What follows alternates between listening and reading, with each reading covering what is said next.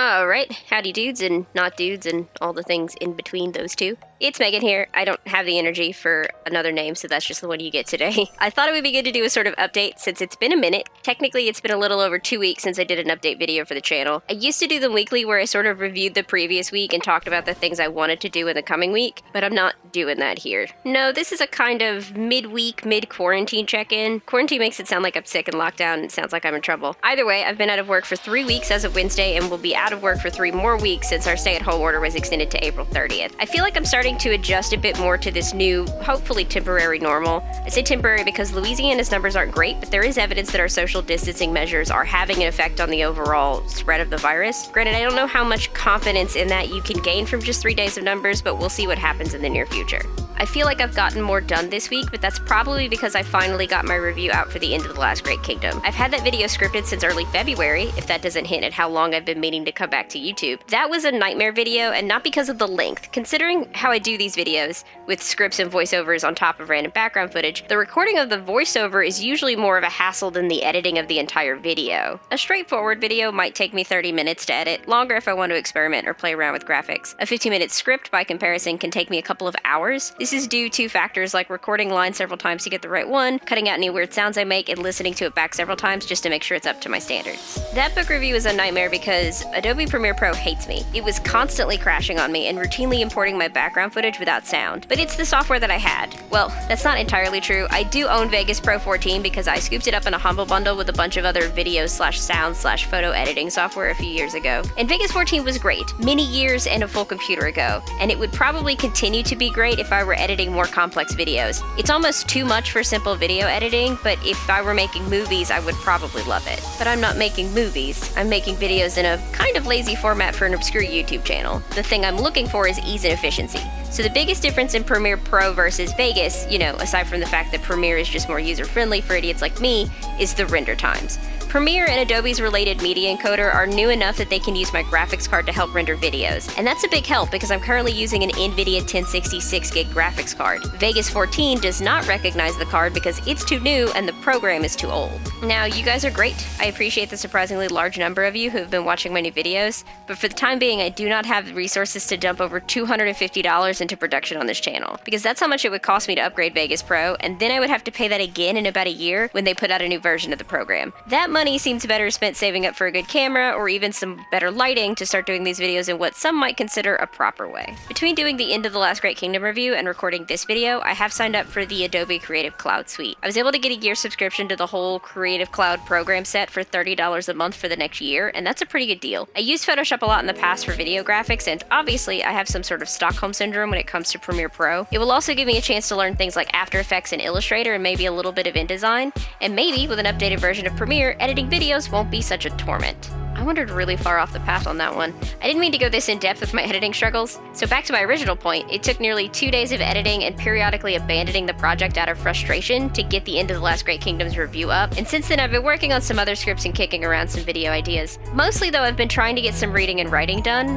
That statement's always true, by the way. I'm always trying to get reading and writing done. On the reading front, I follow a lot of authors on Twitter, both indie and traditionally published, so a good number of books come across my radar as they come out. Earlier this week, a book called Bonds of Brass by Emily Skrutsky launched. I definitely mispronounced that last name. I had never heard of this author or this book before Chuck Wendig promoted it on Twitter. Bonds of Brass is the first installment in a new young adult science fiction trilogy. We follow the story of Etienne. A few years before the book starts, his homeworld was brutally conquered by the ruthless empress of the Umber Empire. This isn't your typical rebellion story though, because at the beginning of the book, our MC has no desire to spark a revolution. He's a top pilot at the Umber Military Academy on his conquered home planet. He's just trying to survive and put the past behind him when other students at the academy try to assassinate his roommate. It turns out his roommate Gal is apparently the heir to the Umber Empire, so Etienne finds himself caught between a rock and a hard place. Does he try and deliver Gal to the throne and hope that his rule can change the Umber Empire, or does he join the rebels to get vengeance for everything that he's lost? I'm very interested by the premise of this story. There's just something about the trope of heirs wanting to do things differently than their ruling parents that just gets me. Also, I read the preview for it on Amazon, and I love the main character's attitude towards what happened to his homeworld. The line reads, "Archon is dead, it's gone, I can't carry it with me." I really want to see how he reconciles accepting defeat in such a way with the rebellion that's apparently brewing around him. I mean, this dude's mom brutally conquered her homeworld, and you have to protect him long enough to put him on the throne? Sounds pretty exciting. A big part of me is hoping this is one of those times where perspective changes the way we see things, and that the author shows us that in this book. It'll be interesting to see how the war is viewed from the perspective of the victors versus the perspective of the losers, and if maybe resentment over defeat has clouded the way our main character sees the point of the war. Also, as a bonus, it promises some male-male romance. I'm always down for some more LGBT plus representation in fiction. I feel like YA takes more chances on that sort of thing, but I also don't read such a wide variety to definitively say that's the case. It's just my personal experience that I found more open and complex representation of such things in the young adult category, but if people have examples or suggestions that prove otherwise, please leave them in the comments below or tweet me at MaxPilot. I'm always down to read more of it. Part of my interest is research, because I am writing a book that features a gay male protagonist, for now. I don't want to get into the weeds of the whole argument that only certain people can write certain things, you know, the whole own voices thing. Yes, it is better that a book featuring the struggles of a Black American, for example, be written by a Black American. Minority voices and their stories should be heard, and they should be heard authentically. But to that end, I don't think we should specifically state that people who are not that thing cannot write about that thing. If you put in the work to get it right and not be an offensive asshole, then I don't see why you can't do it. If you avoid offensive stereotypes and you get the right input, I feel there is a right way to include these sorts of minority characters and their struggles in your books. More positive representation shouldn't be seen as a bad thing. Now, considering those last few points is why I say that my main character is gay for now, because if I can't do it justice, if I finish the book and the input from my LGBT friends is not good, I'll change it. I'm not setting out to offend anyone or to wear a badge that says I'm an ally because I included this in my book. You know, look at me and all my righteousness daring to include representation in my work of art. It shouldn't be that way. It should just be a normal thing. It shouldn't be surprising to open a book and find a main character or key figure in the plot that's Black or Asian or gay or disabled or what have you. But until it is normal, I'm trying not to add to the myriad of examples of just terrible representation of these different groups in media. Okay, let me get off the pulpit, get down from the soapbox I didn't mean to climb on. I don't know how my cripple ass got up there in the first place, but I really need to calm down. This video is just a lot of me going on tangents and struggling to segue back to my original point, so I'm not going to bother with a smooth transition. Bonds of Brass looks like a fun book, the preview I read had me hooked, and I'm totally down for some gay main characters. And it gets bonus points because it gave me something on which to use the $10 ebook credit Amazon randomly gave me a couple weeks ago. There's a link in the description below to this book and any other books that I talk about in this video. As a strange aside, I went to look up this book on Amazon to get a brief synopsis of it for this video. The book listed directly under it is called The Biker's Virgin by A.J. Winter. It probably came up in the search engine because the series is called Brass Bonds MC, presumably because the book is about a motorcycle club. It's available through Kindle Unlimited, so maybe as I spiral further into insanity during this quarantine period, I might want to torture myself. Let me know in the comments, and we might do some sort of weird vlog thing. I don't know, I'll figure it out. I realize when I talk like that, it might seem like I'm shitting on the romance genre, and I might be a little bit. I have nothing personally against romance books, there's just not something I've ever gotten into. I know my grandmother used to read like 3 or 4 of them a week. Mostly, I read almost exclusively science fiction and fantasy. Venturing out of my comfort zone and reading other genres is something I want to try this year. It just doesn't seem like a great idea to introduce myself to the genre with a book called The Biker's Virgin. Admittedly, a not small part of my apprehension is due to the smut you usually find in these sorts of fast-release, mass-market romance books. I'm not shaming anybody. More power to the people who like them, and definitely to the people who write them. If that's the thing you're into, that's the thing you're into. But I'm pretty comfortable with my asexuality, and the sex is usually more cold bath than hot shower, if you get my meaning. And there I go getting sidetracked again. Anyway, I'm excited to start Bonds of Brass, but I can't yet. I try not to read more than one book at a time because my brain just can't handle it. Monday, I was laying in bed refusing to accept that my body had slept as much as it was going to, you know, because the sun was rising. So I pulled out my phone and I started reading Shadow Magic by Nasri Noor. Because I started it, I feel compelled to finish it before I read Bonds of Brass. I briefly mentioned this book in my March wrap-up. Facebook kept advertising it to me, and then I made the mistake of looking at it once on Amazon, and they continuously emailed me about it. Shadow Magic is the first in the Darkling Mage series. Look, I don't know what to call a 9-book series, alright? This book is about Dustin Graves, a man who was murdered in a ritual sacrifice but survived and now has magic powers. Shadow magic specifically, which I thought was kinda cool. More people start turning up dead and things get complicated when one of them is a god. I've only read the first 2 chapters, but I'm intrigued so far. Let me get the big thing out of the way first. The main character's name bothers me. Not in like a bad way, but it's just too perfect for the setting. Only in books and movies, and a part of me loves this, can someone have a name that is just so fitting for what they are to the world.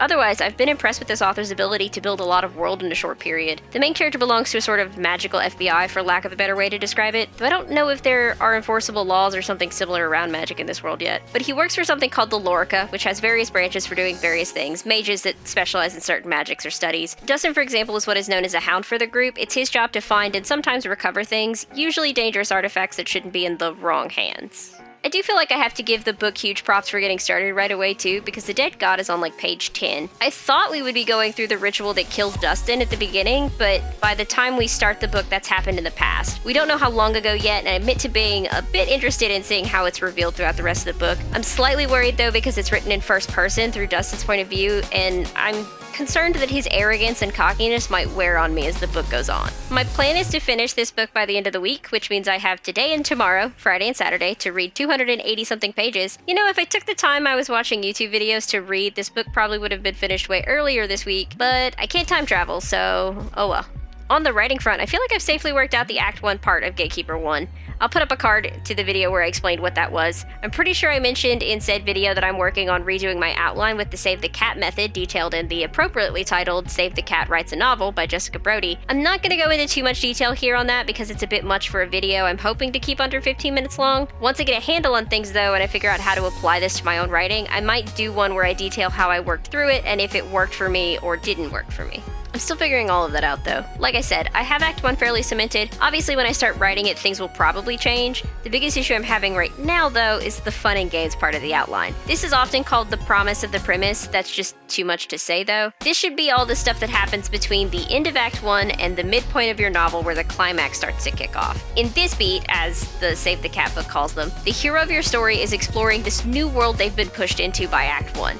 This is why your readers bought the book, what they were hoping to see after reading your blurb or synopsis. It's a good chunk of the book, and I'm having trouble filling it out.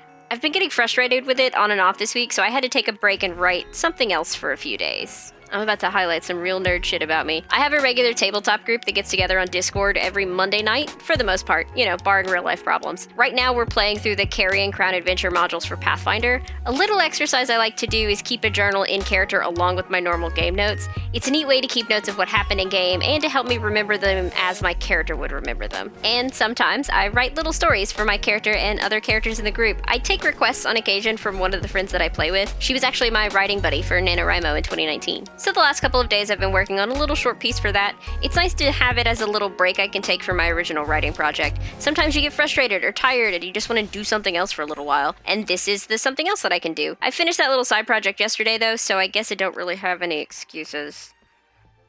And that's it. I really don't have anything else going on right now. Sorry this was so long, but I hope you enjoyed my rambling for a bit. Another huge thank you to everyone who is watching this video or who has watched my videos at all in the last 3 weeks or so.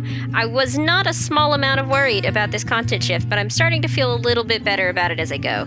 Subscribe if you want to maybe get notified for my next random upload, and hit the like button to boost my ego a teeny tiny little bit. I promise to only get a little bit arrogant. Stay safe, stay home, don't watch Tiger King because it's weird as shit, and I'll see you in the next video.